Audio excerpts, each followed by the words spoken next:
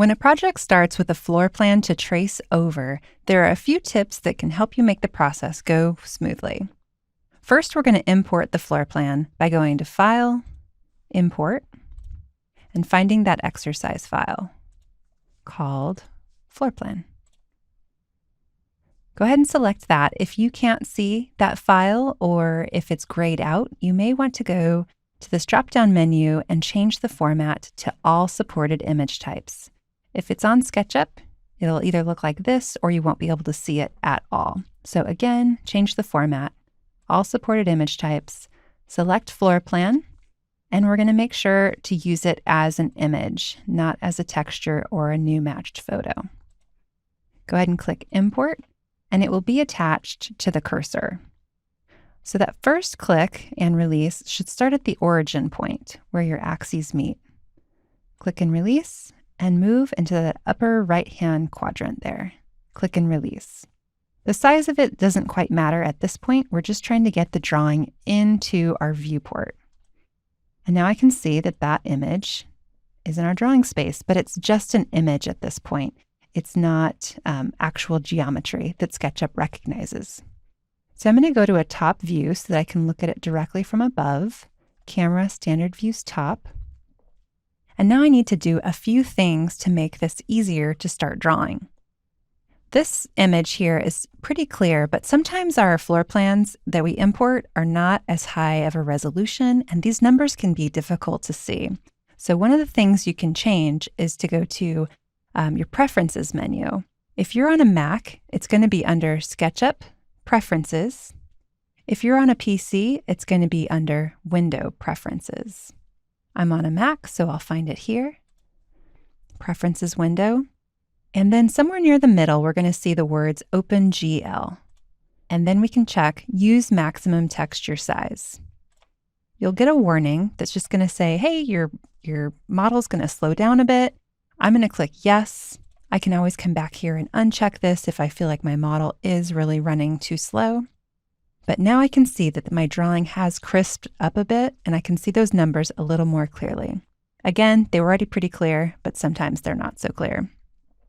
All right, I can get rid of my scale figure. I don't need him anymore because I'm going to actually scale this to this dimension. So first I need to draw a line from leader line to leader line here so that I have something to reference.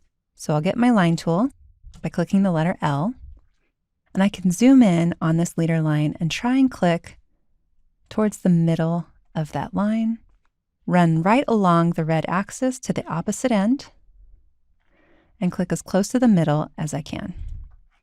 Now I've got a reference point to pull a scale from. I'll grab my tape measure tool, T for tape, click from one endpoint to the other, click and release, and I can see that currently it's 11 feet and some change down there in the bottom right-hand corner. I want it to actually be 23 feet, so I'll go ahead and override that. There's no need to click in that bottom right-hand box. I'm just going to type 23 feet, enter. And it will ask me if I'd like to resize, hit yes. And now it's grown my drawing a bit to match that 23 feet. Now my drawing is scaled so that this line from this point to this point is 23 feet. I can get rid of that line by selecting it and hit delete, or use my eraser tool to delete that. I'm going to hit Shift-Z for zoom extents, or this icon here to bring my entire image into view so that I can begin tracing over this. Next, we're going to turn on X-ray mode, because as we trace over this drawing with geometry, you'll notice that we can no longer see what is behind it. We can't reference this image any longer because we now have faces over that. So I'll go to View, Face Style, X-ray. And now I can see through those faces to the drawing below. I'll go ahead and delete that face. Now we're ready to start drawing over this. And to help with that, I'm going to turn on length snapping. This isn't applicable in every case, but if your drawing is going to round up to the nearest inch or quarter inch, this can be helpful, especially if your drawing doesn't have everything dimensioned like this one. So I'll go to Window, Model Info, Units, And then we're going to click Enable Length Snapping if it isn't already clicked. And in this case, everything's going to round up to the nearest inch. So I'll override this and type 1 inch. I can close out of that window. And now when I draw a line, I'll hit letter L for line. Try and start in this corner here. And as I draw along the red axis, I can see that in my measurements box down in the bottom right-hand corner that it's snapping to the nearest inch. So that'll make it really easy as I come over here to hit that 23 feet mark without having a bunch of fractions of an inch in there. So I can click and release and turn a corner and go to 22 feet and so on. Another tip for tracing over these floor plans is that as I draw these edges here, it's really hard to decipher the edge from the image below to know how much we've drawn and how much of it is the image below.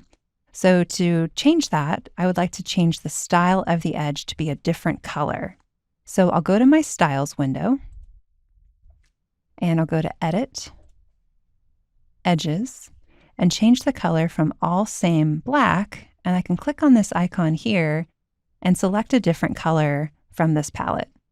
So I'll go ahead and choose orange just because it's really a nice brighter color. And as I click off of this, I can see that my edges are now orange. As I continue to draw this line, I can really quite easily see what is an edge and what is drawing below. Once I'm done tracing over this floor plan and I no longer need my edges to be orange, I'll go ahead and hop back over to the styles and change it back to this black licorice color so that I can carry on with my 3D modeling process.